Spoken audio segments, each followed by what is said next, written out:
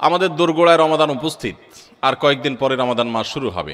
আমাদের প্রতিজ্ঞা করতে হবে, নিয়াত করতে হবে, এইবারের রমজানে আমি আল্লাহর কাছ থেকে আমার গুনাহগুলো মাফ করাইয়াই ছাড়ব। প্রত্যেক দিন ভাইরা আমার, রমজানের প্রত্যেকটা দিন আল্লাহ তাআলা বহু মানুষকে সাধারণ ক্ষমা ঘোষণা করেন। যাই করছো বান্দা সব মাফ, সাধারণ ক্ষমা ঘোষণা করেন কিছু মানুষকে। সেই সৌভাগ্যবান মানুষগুলোর কাতারে আমি ঢোকার জন্য চেষ্টা করবই করব। এই প্রতিজ্ঞা করা, এটা হলো প্রস্তুতির অংশ, যে এইবারের রমজানকে আমি আর হেলায় হারাতে দেব না, আমি এবার রমজানে আমার গুনাহ মাফ করাইয়াই ছাড়বো। এই প্রতিজ্ঞা এখন থেকে করতে হবে ইনশাআল্লাহ। প্রতিজ্ঞা করবেন তো ইনশাআল্লাহ, যে যেই কোনো কিছুর বিনিময় হোক আল্লাহর কাছ থেকে ক্ষমা আমি আদায় করেই ছাড়বো, আমি আল্লাহর কাছ থেকে ক্ষমা নিয়েই ছাড়বো।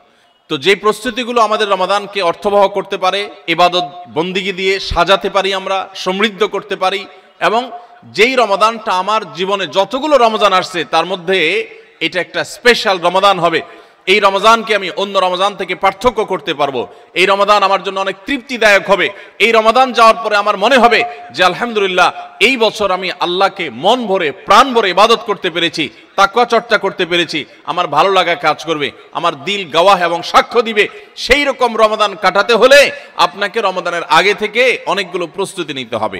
প্রস্তুতি নম্বর এক নম্বর প্রস্তুতি হলো আমাদের রমাদানের আগ পর্যন্ত, এই যে গত রমজান থেকে এই রমাদান পর্যন্ত বা জীবনের শুরু থেকে এই পর্যন্ত যত পাপাচার আমরা করেছি, যত গুনাহ করেছি, যত অন্যায় করেছি, রমজানে ইবাদত বন্দিগির প্রস্তুতির অংশ হিসাবে সেই গুনাহ এবং পাপাচারগুলো থেকে আল্লাহর কাছে মাপ চাইতে হবে, ইস্তেগফার করতে হবে, ক্ষমা প্রার্থনা করতে হবে, বলতে হবে মাবুদ আমি যে অপরাধী, আমি যে পাপিষ্ঠ, কত গুনাহ করেছি, কত অন্যায় করেছি, তোমার কাঠগড়ার আসামি আমার নামে বহু মামলা হয়ে আছে। এত অপরাধ করার পর রমাদানে যখন আল্লাহ তাআলা রহমত, বরকত, মাগফিরাত, নাজাত, বহুবিধ কল্যাণ তার বান্দাদেরকে দিবেন, পাপিষ্ঠরা তো সাধারণত আল্লাহর এই রহমতগুলো থেকে বঞ্চিত হয়। তো আল্লাহ আমার গুনাহ খাতাগুলো যেগুলো আগে ছিল সেগুলো সব মাফ করে আমার রমাদানে তোমার যে রহমত বরকত নাজিল হবে সেটার জন্য আমাকে একটু উপযোগী করে দাও, আমি যেন পাপিষ্ঠ হয়ে তোমার রহমত থেকে বঞ্চিত না হই। এখন থেকে সেই দোয়া করা, সেই চোখের পানি ফেলা, ইস্তেগফার করা, এটা রমজানের প্রস্তুতির অংশ। রমজানে যদি ইবাদত করতে না পারেন তো এটা শুধু শখের ব্যাপার না, রমজানে ইবাদত করতে না পারলে তো স্বয়ং নবী সাল্লাল্লাহু আলাইহি সাল্লাম এবং জিবরিলের বদদুয়ার ভাগীদার হবেন। বাউদামান আদরাকা রমাদান ফালাম ইগফারলাহ ওয়ালাম ইগফারলাহ, যে ব্যক্তি রমজান পেল অথচ তার রমজানের গুনাহ খাতাগুলোকে মাফ করাইতে পারলো না, আল্লাহর রহমতের ভাগীদার হতে পারলো না, এ তো কপাল পোড়া, এ ধ্বংস অনিবার্য। তাহলে আমরা আল্লাহর রহমত থেকে বঞ্চিত হই, ধ্বংসের দ্বারপ্রান্তে চলে যায়। রমাদানে কত মানুষকে আল্লাহ মাফ করেন, আমি কপাল পোড়ার মতো সেই জায়গায় দাঁড়ায় আছি। আগে যা ছিলাম রমজানও তাই, একটু রোজা রাখলাম, একটু ইফতার করলাম, একটু সাহারি খেলাম, একটু তারাবি টুকটাক পড়লাম, বাস এ হলো আমার রমজান। রমজান চলে যায়, আমার চোখের পানি আসে না, আমার দোয়া আসে না, আমার কান্নাকাটি আসে না, আমার ক্ষমা প্রার্থনা আসে না, আমার তওবা আসে না, আমার ইস্তেগফার আসে না, আমার জীবনটা পরিবর্তন হয় না, আমার সংশোধন হয় না, আমার আত্মশুদ্ধি হয় না, আমি কপাল মতো পোড়ার মতো পড়ে থাকি।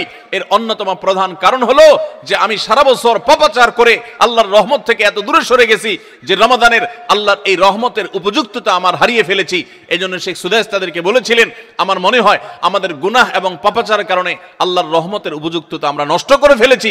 এই জন্য রমজান আসার আগে প্রস্তুতি হিসাবে আমরা আল্লাহর কাছে চোখের পানি ফেলে দোয়া করে আগের সব গুনাহগুলো মাপ চেয়ে নেই, যে আল্লাহ রমজানের রহমতের উপযুক্ত হওয়ার জন্য আমার পূর্বের সব গুনাহ মাফ করে দেন। দ্বিতীয় যে করণীয় আছে রমজানের প্রস্তুতির অংশ হিসাবে, সেটা হলো রমজান মাসের যে ফজিলত এবং মর্যাদা আছে, রমজান মাসের রোজার যে মাসলা মাসাইল আছে, এগুলো এখন থেকে শেখা শুরু করতে হবে। তাহলে মানসিকভাবে আপনি প্রস্তুতি নিতে পারবেন যে রমাদান আসছে। আপনি রমজান শুরু হওয়ার পরে যদি এবার মাসলা শেখা শুরু করেন তো শিখতে শিখতেই তো আপনার কয়েকদিন চলে যাবে, একটা মাস দেখতে দেখতে চলে যায়। এই জন্য রমজানের প্রস্তুতির অংশ হিসাবে এখন থেকে রমজানের কি মর্যাদা, রোজার কি মর্যাদা, মানুষকে ইফতার করালে কি লাভ, রমজান মাসে গুনাহ থেকে বেঁচে থাকার অপরিহার্যতাটা কি রয়েছে, রোজা রেখে যদি আমি গুনাহ করি তাহলে রোজার কোনো লাভ নেই, উপাস থাকার মতো, এগুলো আগে থেকে জানতে হবে, শিখতে হবে, বুঝতে হবে। রমজানের ফাজাইল এবং মাসাইল, রমজানের তাৎপর্য, মাহাত্ম্য, মর্যাদা কি সেগুলো জানবো এখন থেকে, এবং করণীয় কি সেগুলো আমরা ঠিক করব। আমাদের প্রতিজ্ঞা করতে হবে, নিয়াত করতে হবে, এইবারের রমজানে আমি আল্লাহর কাছ থেকে আমার গুনাহগুলো মাফ করাইয়াই ছাড়ব।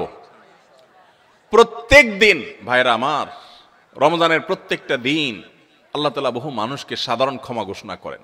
যাই করছো বান্দা সব মাফ। সাধারণ ক্ষমা ঘোষণা করেন কিছু মানুষকে। সেই সৌভাগ্যবান মানুষগুলোর কাতারে আমি ঢোকার জন্য চেষ্টা করবই করব, এই প্রতিজ্ঞা করা, এটা হলো প্রস্তুতির অংশ। যে এইবারের রমজানকে আমি আর হেলায় হারাতে দেব না, আমি এবার রমজানে আমার গুনাহ মাফ করাইয়াই ছাড়বো, এই প্রতিজ্ঞা এখন থেকে করতে হবে ইনশাআল্লাহ। প্রতিজ্ঞা করবেন তো ইনশাআল্লাহ? যে যেই কোনো কিছুর বিনিময় হোক আল্লাহর কাছ থেকে ক্ষমা আমি আদায় করেই ছাড়বো, আমি আল্লাহর কাছ থেকে ক্ষমা নিয়েই ছাড়বো। এখন আপনি বলতে পারেন যে ক্ষমা যে আমি পেয়েছি তার গ্যারান্টি কি, কিভাবে নিশ্চিত হব? ভাইরা আমার, কোন সালাফ বলেছেন আমাদের দোয়া কোনটা আল্লাহর কাছে কবুল হয়েছে আর কোনটা কবুল হয়নি নিশ্চিত হওয়ার কোনো উপায় আছে কিনা। তো তারা বলেছেন যে যেই দোয়ার পর, যেই কান্নাকাটির পর, যে প্রার্থনার পর, যে মুনাজাতের পর আপনার মানসিক প্রশান্তি অনুভব হয়, আপনার মনের মধ্যে এক ধরনের সুখ অনুভব হয়, তৃপ্তি অনুভব হয়, আপনার প্রশান্তির এক বাতাস বয়ে যায়, খুব ভালো লাগা কাজ করে যে আমি দোয়া করেছি, আল্লাহর কাছে চোখের পানি ফেলেছি, কান্নাকাটি করেছি, ভালো করে মনোযোগ দিয়ে দোয়া করতে পেরেছি। এরকম যদি তৃপ্তি অনুভব হয় তাহলে সুধারণা করতে পারেন যে আল্লাহ আপনার দোয়াটা কবুল করেছেন। 4 নম্বর যে করণীয় আছে আমাদের রমজানের প্রস্তুতির অংশ হিসাবে, সেটা হলো যদি কারোর আগের রমজানের, গত বছরের রমজানের রোজা বাকি থাকে, হতে পারে কেউ অসুস্থ ছিলেন, এত বেশি অসুস্থ হয়ে পড়ছেন যে রোজা রাখতে পারেন নাই, ভাঙতি পড়ছে, অথবা মা বোনদের মাসিকের কারণে রোজা ভাঙতি পড়ে থাকতে পারে, সফরের কারণে রোজা ভাঙতি পড়ে থাকতে পারে। এই ভাঙতি রোজাগুলো এই বছরের রমজানের আগে আগে রেখে দিতে হবে। 5 নম্বর প্রস্তুতি হলো নিজের অন্তরকে শিরক এবং হিংসা থেকে মুক্ত করা। আল্লাহর সাথে কোনো কাউকে, সেটা কোনো মাজারে শায়িত ব্যক্তি হোক, কোনো জীবিত ব্যক্তি হোক, কোনো কাউকে আল্লাহর সাথে অংশীদার সাব্যস্ত করা যাবে না। এই শিরক করা থেকে নিজেকে পরিচ্ছন্ন করতে হবে, তাওহীদটাকে স্ট্রং করতে হবে এবং নিজের অন্তরকে হিংসা, বিদ্বেষ, শত্রুতা এগুলো থেকে পরিচ্ছন্ন করতে হবে। আপনি যদি এগুলো থেকে পরিচ্ছন্ন করেন, এগুলো থেকে পরিষ্কার করেন অন্তরকে, তাহলে ইনশাআল্লাহ বিইذনিল্লাহ আল্লাহ তাআলা প্রতিদিন যে বহু মানুষকে সাধারণ ক্ষমা ঘোষণা করেন, আপনি আশা করতে পারেন যে আপনি সাধারণ ক্ষমার আওতায় পড়বেন। কারণ হাদিস থেকে আমরা জানি যে যারা শিরকের মধ্যে থাকে, যাদের অন্তরে মানুষের প্রতি হিংসা থাকে, শত্রুতা থাকে, তারা আল্লাহর সাধারণ ক্ষমা থেকে মাহরুম এবং বঞ্চিত থাকে। 6 নম্বর প্রস্তুতি হলো বিশেষ করে সামাজিক যোগাযোগের মাধ্যম এবং আমাদের মোবাইল ফোনগুলো নিয়ন্ত্রণ করে ফেলতে হবে, যেগুলো আমাদের ইবাদত বন্দেগীর ক্ষেত্রে বড় ধরনের বাধা সৃষ্টি করে। অনেকেই আছি যে সোশ্যাল মিডিয়ার আসক্তিতে আমরা এরকম ভয়াবহ একটা পর্যায়ে, যে আমাদের ইবাদত বন্দেগীর ক্ষেত্রে সবচেয়ে বড় বাধা হলো আমাদের এই ফেসবুকের নেশা, টিকটকের নেশা, ইউটিউবের নেশা, মোবাইলের নেশা, গেমসের নেশা। অন্তত রমজান মাস উপলক্ষে আমরা আমাদের এই সমস্ত বিষয়গুলো থেকে যদি বেরিয়ে আসতে পারি, এটা হবে সবচেয়ে বড় কার্যকর পদক্ষেপ, সবচেয়ে বড় প্রস্তুতি, সবচেয়ে বাস্তবসম্মত প্রস্তুতি। 7 নম্বর প্রস্তুতি হলো গত বছর, তার আগের বছর রমজানে আমি ইবাদত কেন করতে পারি না, কি কি সমস্যা ছিল। আমার অমুক দোস্তটা, ওর কারণে তারাবিটা পড়া হয় না, কারণ ও ওই টাইমে ফোন দেয়, আড্ডা মারতে বলে, অথবা তমুক কারণে আমার পড়ালেখাটা হয় না, অমুক নেশার কারণে হয় না। কি কারণে হয় না, প্রত্যেকেরটা আলাদা আলাদা। আমার গত রমজানে আমি কোরআনটা পুরো ভালো করে সুন্দর করে খতম দিতে পারি নাই কেন? শুরু তো করছিলাম কিন্তু শেষ করতে পারি নাই কেন? আমার গত রমজানে যে তারাবি কয়েকদিন মিস হয়েছিল, সেটা কেন মিস হয়েছিল? আমার গত রমজানে যে ভালো কাজগুলোর পরিকল্পনা ছিল, সেগুলো কেন হয় নাই? সেই বিষয়গুলো আমাদের চিহ্নিত করতে হবে, খুঁজে বের করতে হবে। বের করে এইবারের রমাদানে যেন সেগুলো রিপিট না হয়, সেগুলো যেন আর পুনরায় দেখা না দেয়, আগে থেকে সিদ্ধান্ত নিতে হবে এবং প্ল্যান করতে হবে। এই জন্য গত বছরের সমস্যাগুলো চিহ্নিত করে সেগুলো থেকে এবার দূরে থাকার চেষ্টা করতে হবে। এটা হলো 7 নম্বর প্রস্তুতি। 8 নম্বর প্রস্তুতি হলো রমজানের যে আমলগুলো আছে, রমজানের ওই যে বললাম 27টা স্পেশাল আমল আছে হাদিসের আলোকে, 27টা। রমজানের সবচেয়ে বড় আমল কি ভাই? রমজান মাসের সবচেয়ে বড় আমল কোনটা? সবচেয়ে বড় আমল হলো রোজা রাখা। রোজা রাখার চেয়ে বড় কোনো আমল আছে? রমজানের দ্বিতীয় আমল হলো রাতে তারাবি পড়া, তৃতীয় আমল হলো কোরআনে কারীমের তেলাওয়াত করা, আল্লাহর কাছে দোয়া করা আরেকটা আমল, উমরার তৌফিক থাকলে উমরা করা আরেকটা আমল, নবী সাল্লাল্লাহু আলাইহি ওয়াসাল্লাম রোজা রেখে প্রচুর মিসওয়াক করতেন সেটা আরেকটা আমল, শেষ দশকে ইতিকাফ করা সেটা আরেকটা আমল, শেষ দশকের বেজর রাতগুলোতে ইবাদতের চেষ্টা করা সেটা আরেকটা আমল, লাইলাতুল কদর পাওয়ার চেষ্টা করা আরেকটা আমল, লাইলাতুল কদর পেয়ে গেলে আল্লাহুম্মা ইন্নাকা আফুউন তুহিব্বুল আফওয়া ফা'ফু আন্নী পড়া আরেকটা আমল। এই রকম 27টি আমল স্পেশাল আছে রমাদানের জন্য, যেগুলো কোরআন এবং হাদিস থেকে প্রমাণিত। তাহলে সেই আমলগুলোকে এখন থেকে টুকটাক করা শুরু করার চেষ্টা করা।